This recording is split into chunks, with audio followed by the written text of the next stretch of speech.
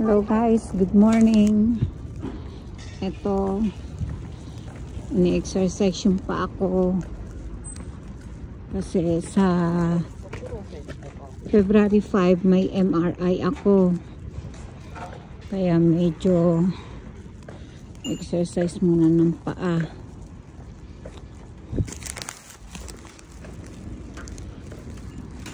May Sunday din pala dito, mura mga tinda din dito dyan sa Sunday.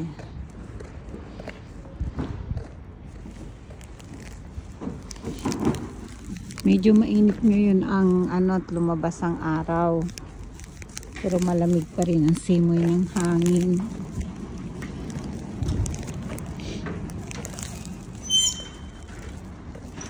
Lakad-lakad lang po tayo ngayon, dahan-dahan lang kasi masakit ang paa tsaka tuhod.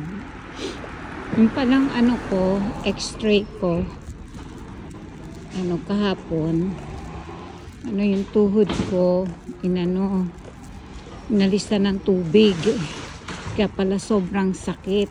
Kasi dati mga collagen ba yun ang nilalagay, or yung mga jelly para kasi wala na rin akong sponge sa mga tuhod ko. Ngayon tubig naman, Diyos ko, sobrang sakit. Pero tiniis ko yung pagkuha nila ng tubig. Hindi naman masyadong marami, kaya lang syempre masakit diin ang paa kasi talaga yung buto. Ang hirap pala pag tumatanda na, pag di mo iningatan yung katawan mo. Pero okay lang. Kailangan nating magtrabaho kasi marami pa akong bayarin. Siguro mga this year hanggang February, mababayaran ko ng mga utang-utang ko. Kunting tiis na lang. Hirap din ngayon ang hanap buhay dito sa Japan. Hindi naman at all times na regular ang mga trabaho. Hindi katulad dati. Ngayon ang hirap. Lalo na sa katulad ko, nagkakaedad na. Siyempre, yung energy mo iba na noong ikaw nung kabataan mo pa.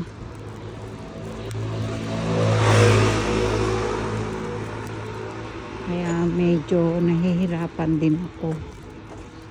Yung ang paglilinis ng bahay ng mga edad mga 30 years old ako up to 50, before mag 60, kaya kong linisin kaagad sa isang araw. Ngayon inaabot ako ng 2 to 3 days sa isang kwarto lang. Nahirapan kasi akong babaakyat. Ang hirap talaga. Ang ganda ng mahal na araw. Nakasikat.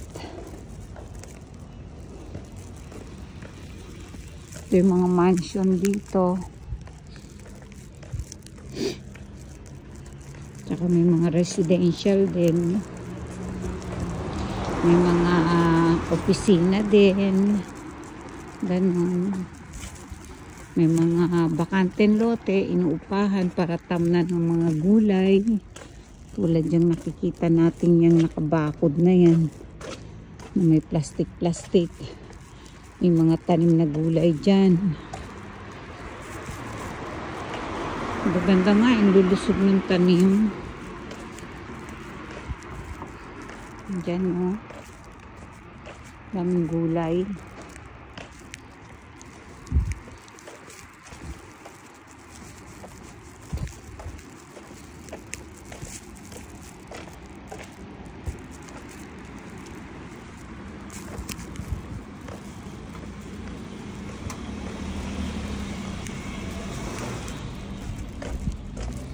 Dandahan lang po ang paglakad natin kasi baka maano na naman yung paa ko. Kasi yung pinaka hindi na daw maayos sa akin ay ang kanang paa ko, yung kanang tuhod ko. Talagang mahina na yung yung tawag dito, yung pinaka-sponge niya halos pawala na. Kaya nagulat siya bakit ang left side ng knee ko ang may damage. Minsan kasi sa pagkain din, hindi mo maiwasang uminom ng mga coke, ay bawal pala yun. Lalo't ako may konting diabetes, tsaka may konting hypertension din. Hypertension, tas may diabetes ka pa. Tas hindi pa nag-iingat sa pagkain, ganito nga makukuha. Tapos wala ka pang halos pahinga dahil nagwo-work. Okay lang hanggat may buhay,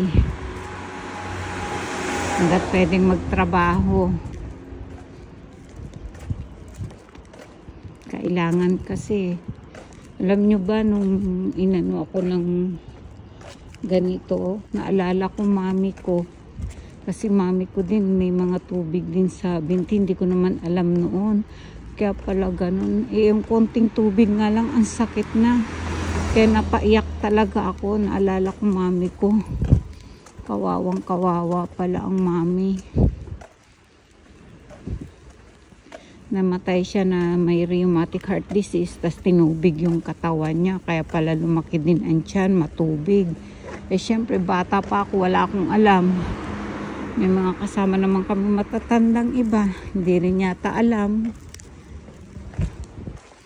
Kaya nung alala ko yun, napaiyak talaga ako kasi kawawa naman pala mami ko. Ganun pala kasakit yung nararamdaman niya. Ngayon ko naranasan, konti pa lang yung tubig sa akin ha. Ang sakit na din, lalo na yun na nagato talaga yung paa niya. Kaya nung dinala siya sa ospital, wala na, malignant na.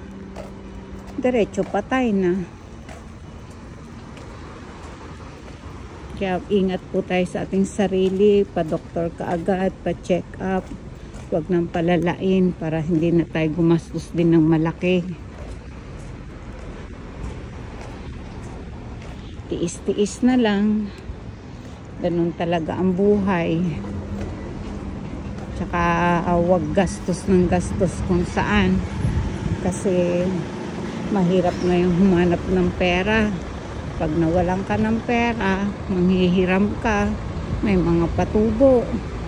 E di paano na lang, na lubog na tayo sa utang. Kaya paghandaan din ng pagtanda.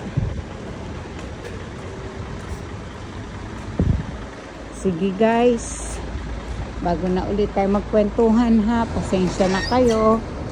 Napagkwentuhan ko kayo ng mga emote ko. Thank you very much. Ang ganda ng ulap. Parang may pakpak ng angel. Oh, bye-bye. God bless us all.